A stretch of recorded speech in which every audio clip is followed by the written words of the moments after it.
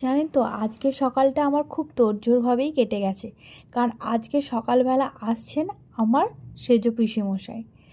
আমার 4টে পিসি, উনি হচ্ছেন 3 নাম্বার। তো উনি কেন এসেছিলেন সেটা আমি পরবর্তীকালে জানাচ্ছি। আর উনি হচ্ছেন আমার বিয়ের পর এই প্রথমবার আমার বাড়িতে এসেছেন। উনি আসতেই ওনাকে আমি আম পান্নার শরবত দিয়েছিলাম আর এই টুকটাক কিছু করে রেখেছিলাম। জানি বেশি খাবেন না, কারণ আমাকে বলে আসতে চাইনি, জানছে আমি যদি কিছু আয়োজন করি সেই কারণে। মানে আমাকে একটুও কষ্ট দিতে চাননি উনি। একটু মন খারাপ লাগছিল, যদি আমার বেটি আসতো আর আপামনিও আসতো ভীষণই খুশি হতাম। বেটি হচ্ছে আমার পিসিমণি। এইবার আসতে পারেনি, পরের বার আসবেন, কোনো কারণবশত আসতে পারেননি।